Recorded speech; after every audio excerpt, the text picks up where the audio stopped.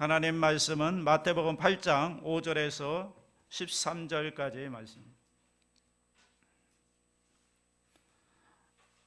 신약성경 11페이지 마태복음 8장 5절에서 13절까지의 말씀을 다 같이 봉독합니다. 예수께서 가버나움에 들어가시니 한 백부장이 나와 간구하여 이르되 주여, 내 하인이 중풍병으로 집에 누워 몹시 괴로워하나이다. 이르시되 내가 가서 고쳐주리라. 백부장이 대답하여 이르되 주여, 내 집에 들어오심을 나는 감당하지 못하겠사오니 다만 말씀으로만 하옵소서. 그러면 내 하인이 낫겠사옵나이다. 나도 남의 수하에 있는 사람이요 내 아래에도 군사가 있으니 이더러 가라 하면 가고 저더러 오라 하면 오고 내 종도로 이것을 하라 하며 하나이다. 예수께서 들으시고 놀랍게 여겨 따르는 자들에게 이르시되 내가 진실로 너에게 이르노니 이스라엘 중 아무에게서도 이만한 믿음을 보지 못하였노라. 또 너에게 이르노니 동서로부터 많은 사람이 이르러 아브라함과 이삭과 야곱과 함께 천국에 앉으려니와 그 나라의 본 자손들은 바깥 어두운 데 쫓겨나 거기서 울며 이를 갈게 되리라. 예수께서 백부장에게 이르시되 가라, 내 믿은 대로 될지어다 하시니 그 즉시 하인이 나으니라. 아멘. 제목을 따라합니다. 백부장의 믿음. 이러한 제목으로 은혜를 나누겠습니다. 어느 저널리스트가 우리가 살고 있는 이 시대를 가리켜서 산무의 시대다 이렇게 말했어요. 산무, 그러니까 세 가지가 없다. 첫째는 무엇인가 하면 무관심의 시대, 두 번째는 무책임의 시대, 세 번째는 무감동의 시대, 이렇게 얘기했습니다. 그러니까 자신의 일을 빼놓고는 다른 일들에 대해서는 전혀 관심을 두지 않는, 그리고 책임도 지려고 하지 않는, 그러다 보니까 뭐예요? 감동이 없는 거예요.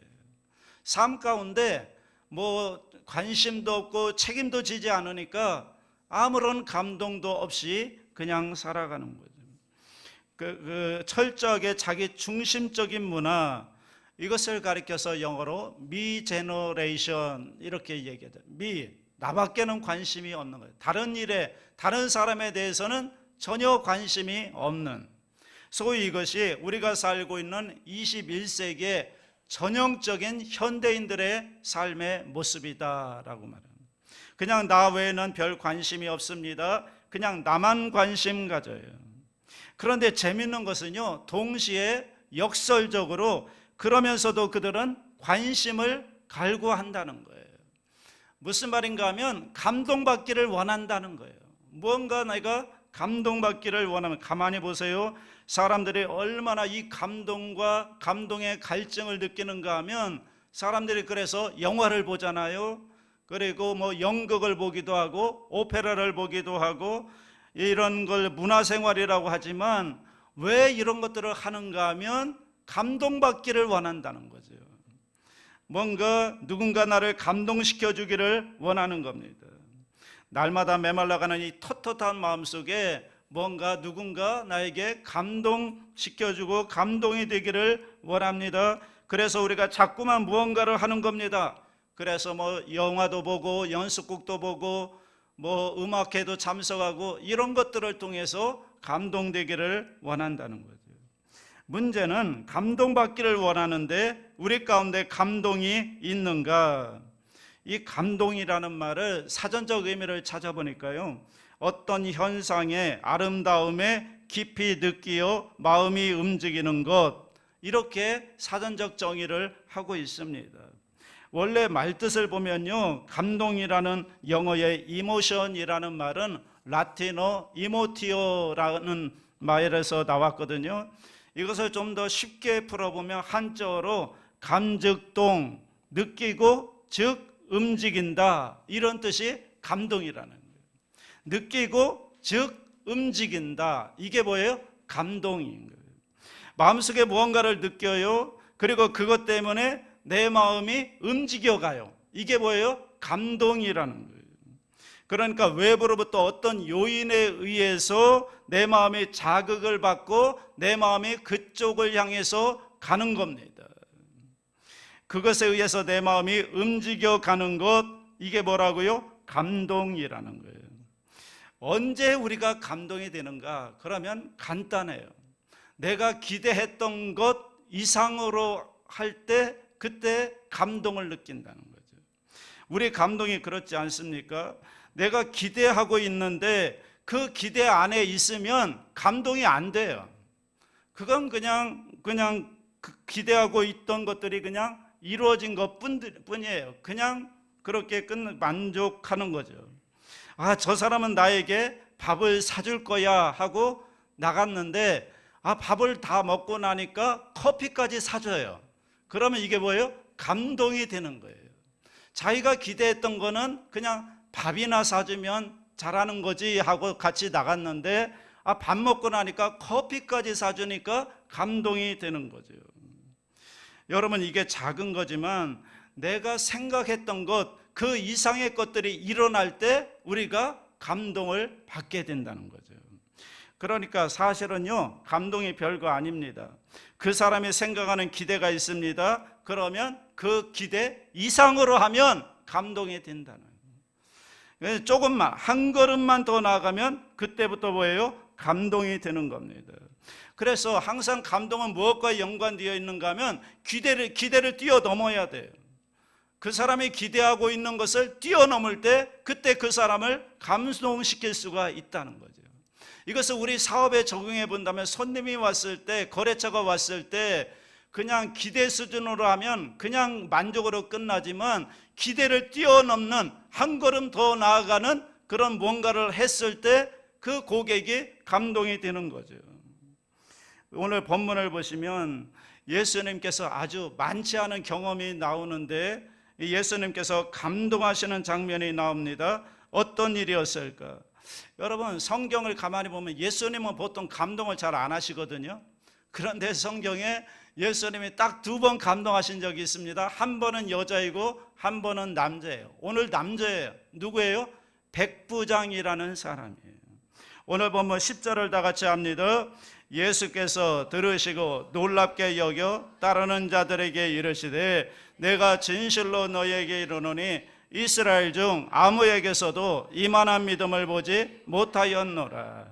거기 보면 예수님이 뭐라고 말씀하시는가 하면 백부장의 믿음을 보시면서 뭐라고 말씀하시는가 하면 내가 이만한 믿음을 보지 못했다. 그저 그만한 믿음은 많이 봤는데 이만한 믿음은 내가 보지 못했다. 예수님이 감동하시는 거예요. 그러니까 기대하지 않았던 일들이 일어난 거죠. 예수님이 전혀 기대하지 않았는데 기대하지 않았던 일들이 일어나니까 예수님이 감동하시는 겁니다. 감동을 먹으신 겁니다.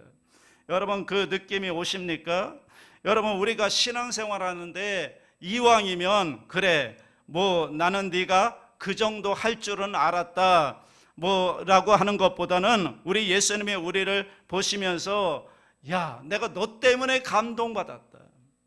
너가 정말 내가 기대했던 것 이상으로 하는구나. 내가 너 때문에 감동을 받았다. 여러분, 이런 삶을 살 수 있다면 얼마나 좋을까요? 예수님이 우리의 신앙과 삶을 보면서 여러분 감동하실 수 있다면 얼마나 좋을까? 예수님을 감동시키는 믿음, 어떤 믿음이었을까? 오늘 예수님의 기대를 뛰어넘는 이 백부장의 믿음을 보면서 우리도 이왕 신앙생활하는 거 우리가 일생에 한 번은 예수님을 감동시켜야 되지 않을까요? 아니, 한 번이 아니라 1년에 한 번 정도는 우리가 주님을 감동시키는 믿음을 보여야 되지 않을까? 오늘 저와 여러분들에게 그 귀한 믿음이 있기를 주님의 이름으로 축복합니다. 첫 번째 볼 것은 오늘 본문에 시작되는 5절 6절을 봅니다. 다 같이 합니다. 예수께서 가버나움에 들어가시니 한 백부장이 나와 간구하여 이르되 주여, 내 하인이 중풍병으로 집에 누워 몹시 괴로워하나이다. 자, 그냥 도움을 구한 게 아니라 어떻게 했어요? 간구했다는 거예요. 그냥 도와달라는 정도가 아니라 간구를 했다. 그런데 누구 때문에 간구한 거예요? 자기 때문에 그런 건가요? 아니죠. 누구 때문에 그런 거예요? 내 집에 하인, 종을 위해서 강구를 했다. 여러분, 여기 나오는 백부장이라는 말은요, 100명의 군사를 거느리는 장교라고 보면 됩니다. 그러니까 그 밑에 몇 명 있는 거예요? 100명 있는 거예요. 그 당시 로마 제국은 철저하게 군대 사이였고 군대 계급으로 이루어진 그런 사이였습니다. 그 가운데 백부장, 100명의 군사를 거느린 장교였다.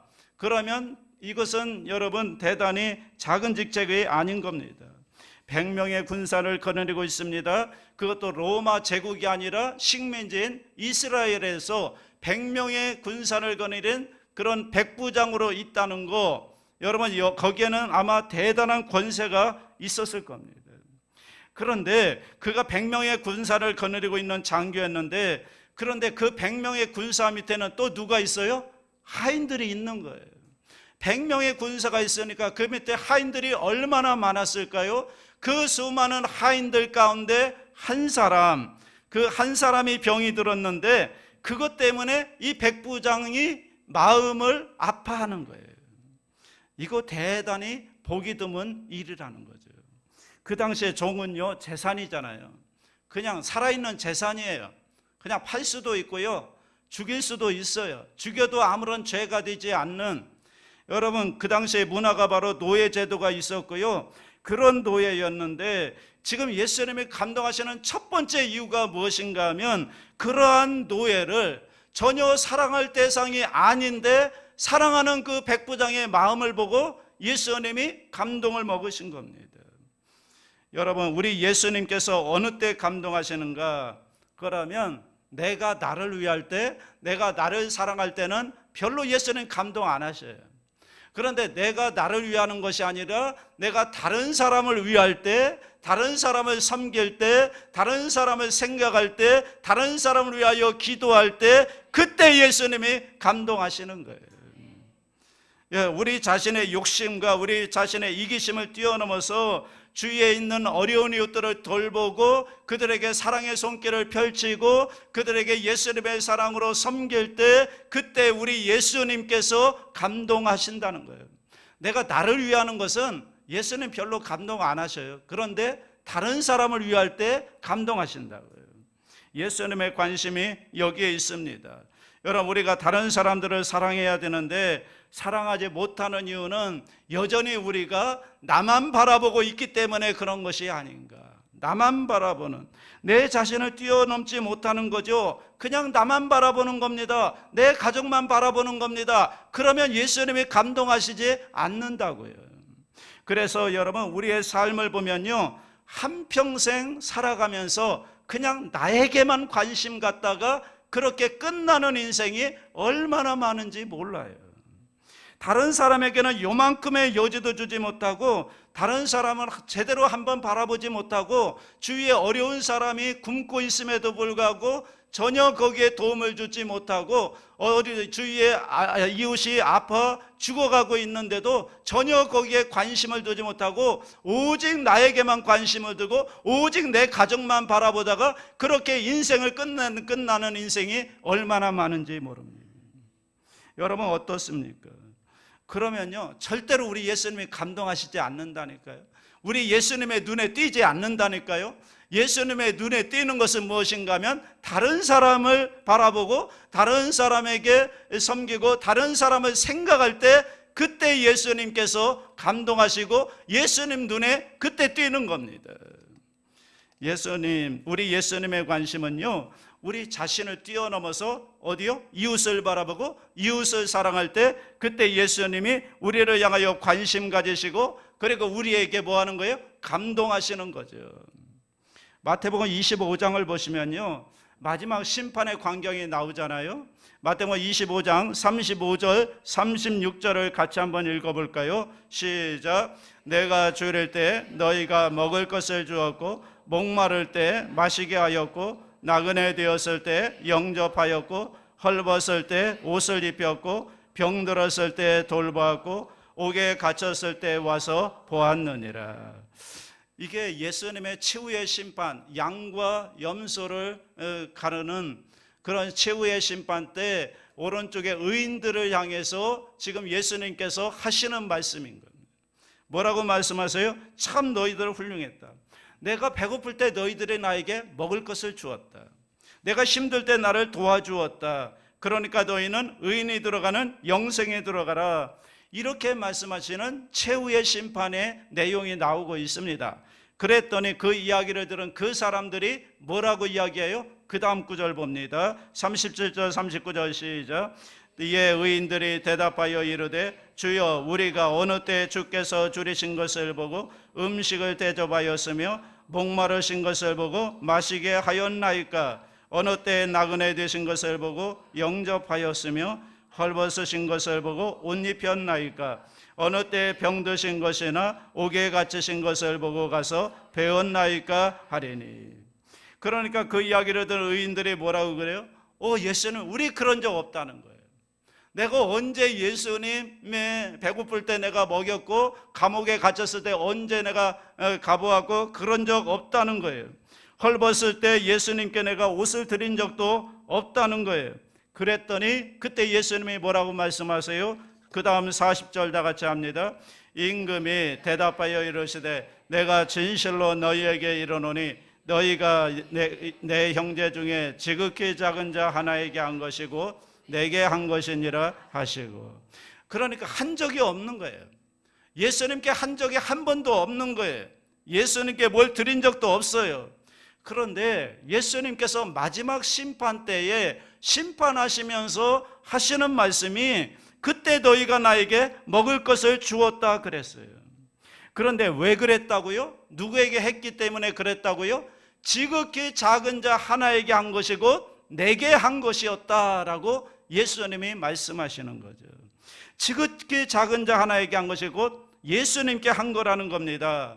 여러분 이것이 성경이 우리에게 가르쳐주는 진리 아닙니까? 오늘 우리가 예수님을 사랑하고 있어요. 이 얘기를 바꿔 이야기하면 어떻게 우리가 예수님을 사랑합니까? 예수님이 언제 병드시는 분인가요? 예수님이 먹을 것이 없어서 굶주리시는 분인가요? 예수님이 없어가지고 우리가 도와주셔야 되는 분인가요? 그런 분이 아니잖아요. 예수님은 하나님이시잖아요. 우리하고 다른 분이시잖아요. 그런데 우리가 그 예수님을 위하여 할 수 있는 일을 위해서 예수님께서 우리 주위에 어떤 일들을 우리에게 보여주시는가 하면 우리 주위에 어려운 이웃들을 보내주셨다는 거예요. 그래서 주위에 어려운 이웃들이 있을 때 그 어려움에 동참하고 배고픈 자가 있으면 먹여주고 입을 것이 없으면 옷을 입혀주고 감옥에 갇혀 있으면 가서 위로해주고 이렇게 지극히 어려운 이웃들에게 하는 것이 곧 주님께 하는 것이다. 예수님을 사랑하는 방법이라는 거예요. 그래서 나중에 주님이 오셔서 심판하실 때 그때 가서 주님이 그렇게 하면 뭐라고 한다고요? 너 참 수고했다. 나에게 참 잘했다. 이렇게 말씀하신다는 거죠. 이게 제 얘기입니까? 아니면 성경의 얘기입니까? 성경의 얘기예요. 여러분 그렇죠. 우리가 주님을 사랑한다고 하면서 예수님을 위해서 무언가를 한다고 할 때 그게 여러분 꼭 교회 안에서 무언가를 해야 되는 것만이 예수님께 하는 건가요? 물론 교회 안에서 이루어지는 것도 다 주님을 위해서 하는 거지만 사실은 교회 안보다는 밖에 어려운 이웃들에게 주위에 고통당하는 사람들에게 베푸는 것이 지극히 작은 자에게 하는 것이 그게 예수님을 위한 것이고 예수님을 사랑하는 방법이라고 성경은 말하고 있잖아요. 어쩌면 교회 안에서 하는 것도 물론 주님을 위해서 하지만 교회 밖에 있는 사람들에게 이러한 일들을 행할 때 주님이 기뻐하신다는 거죠. 여러분 우리 주위에서 만나는 어려운 이웃들에게 여러분이 베푸는 작은 손길 하나가 그게 누구에게 하는 거라고요? 그것이 여러분의 예수님의 마음으로 믿음으로 그것을 행할 때 그것이 예수님께 하는 것이다.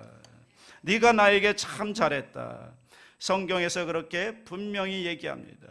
그때 우리 예수님이 감동하시는 겁니다. 나를 위하는 것보다 다른 사람을 위해서 우리의 섬김의 손길을 펼칠 때 그때 우리 예수님이 감동하신다는 거죠.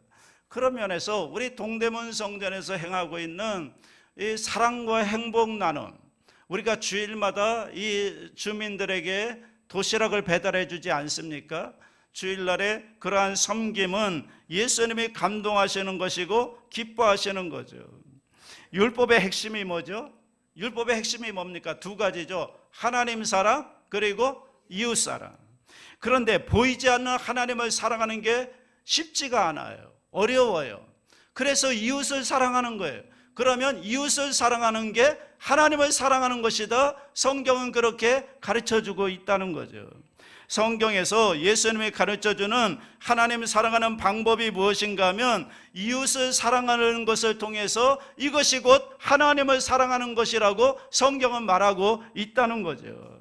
이웃을 사랑하는 겁니다. 그러면 그게 어떻게 되는 거예요? 하나님을 사랑하게 되는 거예요. 여러분 눈에 좀 사람들이 보여야 돼요. 이웃이 좀 보여야 돼요. 그게 하나님 사랑하는 길이에요.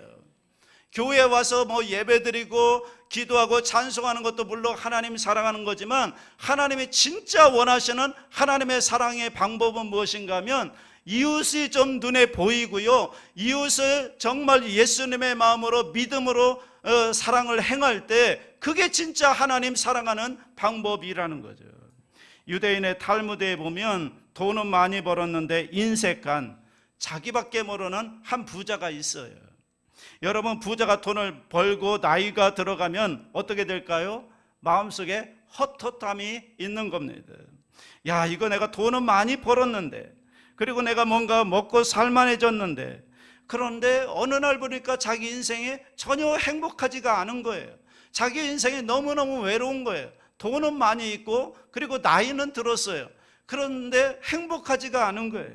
그래서 랍비를 찾아갔대요. 랍비를 찾아가서 왜 내 인생이 이렇게 헛헛합니까? 왜 내 인생이 이렇게 외롭고 허무합니까? 가서 그랬대요. 그랬더니 그 랍비가 그를 창가로 데리고 가더니 창을 이렇게 보여주면서 지금 창밖에 무엇이 보입니까? 창을 보니까 사람들이 보이잖아요. 밖에 풍경이 보이잖아요. 사람들이 보입니다. 그리고 그 다음에 또 다른 데를 데리고 갔어요. 거울 앞에 세워놨어요. 거울 앞에 세워놓고 이제는 무엇이 보입니까? 그러니까 자기밖에 안 보이잖아요. 거울의 뒤에 수은이 깔려있기 때문에 내 모습만 보이는 겁니다. 랍비가 얘기합니다. 똑같은 유리인데 왜 다르게 보일까요? 창은 그냥 투명한 유리로 되어 있어요. 맑은 유리로 되어 있어요. 그러니까 밖에 사람들이 보이는 거예요. 밖에 풍경이 보이는 거예요. 그런데 거울은 똑같은 유리지만 그 뒤에 수은으로 덧칠해져 있는 거예요. 그러니까 자기밖에 안 보이는 거예요. 나밖에 안 보이는 거죠. 여러분, 우리 인생관이 어떤 걸까요? 원래는 우리의 마음의 창을 통해 다른 사람들을 보아야 돼요. 마음의 창이 깨끗하면요, 여러분의 마음의 창이 투명하면 다른 사람들이 보이기 시작한다고요. 어려운 이웃들이 보이기 시작한다고요. 그런데 우리 마음에 죄로, 나의 욕심으로 인해서 뒤에 수은으로 덧칠해진 것처럼 마음이 흐려지면 누구밖에 안 보여요? 나밖에 안 보이는 거예요. 그러니까 나의 욕심 따라 사는 거예요. 돈 따라 사는 거예요. 그러면 인생이 행복하지 않은 거예요. 예수님도 감동하시지 않는 거예요. 여러분, 우리의 마음이 투명해져서 여러분 다른 사람을 좀 볼 수 있게 되기를 바랍니다. 오늘 우리 삶은 어떤지 한번 보십시오. 여러분, 삼각지에 가면 옛집이라고 하는 국수집이 있습니다. 그런데 이 국수집이 어떻게 유명해졌는가 하면요, 이 할머니가 국수집을 운영하는데 10년 넘게 국수 한 그릇 값이 3,000원이래요. 오르지도 않고 그냥 10년 넘게 3,000원만 받는 겁니다. 그리고 거기에다 더 달라고 하면 얼마든지 더 준다는 거예요. 그런데 이게 텔레비전에 방송이 되었는데, SBS TV에 방송이 되었는데, 그래서 오래된 집인데 싼 가격에 후한인심, 이런 제목으로 SBS TV에 나온 겁니다. 요즘도 보면 그런 맛집들이 많이 소개가 되고 있지 않습니까? 그런데 그것이 나온 다음에 그 담당 PD에게 한 사람이 전화를 했다는 거예요. 젊은 남자인데 전화를 해서 정말 고맙다고, 그 집을 그렇게 잘 소개해줘서 너무 고맙다고, 그러면서 그 이유를 얘기하는 겁니다. 그 이유가 뭐냐면 이 남자가 그때로부터 15년 전에 완전히 사기를 당해서 완전히 알거지가 됐대요. 알거지가 되니까 가족들도 다 떠나보내고 버리고 이 부인도 도망가 버리고 그리고 노숙 생활을 하는 겁니다. 혼자 남아서 노숙 생활을 하는데 도저히 안 되겠더래요. 그래서 이제 세상을 끝내야 되겠다. 내가 마지막으로 저 집에 들어가서 내가 가는데 저 집에서 만약에 나를 홀대하면은 내가 휘발유를 그 집에 붓고 불 지르고 내 인생 끝내야 되겠다. 이런 마음으로 그 국수집에 들어간 겁니다. 그래서 이제 국수집에 가서 국수 한 그릇을 먹은 다음에 국수 한 그릇을 더 달라고 그러는데, 그런데 그 전에 할머니가 와서 국수 그릇을 빼앗아 가더니 한 그릇을 더 주더래요. 말도 안 했는데 더 얹어 주더래요. 그러니까 이게 너무 고맙잖아요. 그러니까 이제 불 지를 생각은 안 하고요. 그런데 돈이 없잖아요. 돈이 없으니까 이제 도망가야 되는데 막 도망칩니다. 막 뛰어가는데 할머니가 뒤따라오면서 이 젊은이에게 이렇게 얘기하더래요. 이봐 젊은이, 뛰지 마. 그러다가 다쳐. 그냥 천천히 가. 잡지 않을 테니까 뛰지 마. 넘어져. 천천히 가. 그 이야기에 이 사람의 마음에 감동이 온 겁니다. 나 같은 사람에게 지금 여러분 국수 도둑이잖아요. 도망가는데 그 뒤에 대고 뛰지 말라고, 다친다고, 그냥 천천히 걸어가라고, 잡지 않겠다고, 그것 때문에 마음속에 있던 증오를 다 버리고 새로운 인생을 살 수가 있게 되었다, 이런 이야기를 하더라는 겁니다. 그러니까 이게 감동이 되는 겁니다.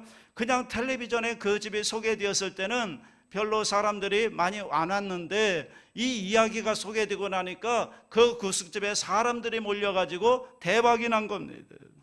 왜 감동이 됐을까? 그러면 돈이 아니라 사람을 보는 거죠. 사람. 모든 사람들은 다 돈을 따라가는데, 그런데 사람을 보는, 사람을 귀하게 여기는, 사람을 잘 대하는, 이럴 때 감동이 된다는 것입니다. 오늘 우리 예수 믿는 사람들은 그런 사람들이 아닐까요? 여러분, 작은 노예임에도 불구하고 그를 사랑하는 마음으로 그를 바라보았던 이 백부장의 눈이 있었기 때문에 감동이 되는 겁니다. 예수님이 감동을 하신 겁니다. 오늘 우리도 마찬가지인 줄로 믿습니다. 우리도 그렇게 살아야 됩니다. 돈이 아니라 다른 어떤 것보다도 사람을 귀하게 여기는, 사람을 바라볼 줄 아는, 우리 주위에 있는 어려운 이웃들을 향해서 우리가 사랑의 손길을 내밀 때 그때 하나님이 우리를 보시고 너 정말 대단하다, 감동하신다는 거죠. 여러분, 하나님이 감동하시면 다 끝나는 거예요. 여러분, 사업, 가정, 어떤 문제 걱정하지 마십시오. 하나님이 감동하시면 다 끝나요. 하나님이 다 해결해 주시고 축복해 주시고 형통하시는 겁니다. 하나님을 감동시키는 이러한 백부장의 믿음을 가질 수 있게 되기를 바랍니다. 이 백부장이 예수님을 감동시켰던 이유가 뭐예요? 나를 위한 것이 아니라 이웃을 생각하고 이웃을 바라보고 이웃을 섬기고 이웃을 위할 때 우리 예수님이 감동하신다는 것입니다. 오늘 저와 여러분 삶에 그런 은혜가 있기를 주의 이름으로 축복합니다.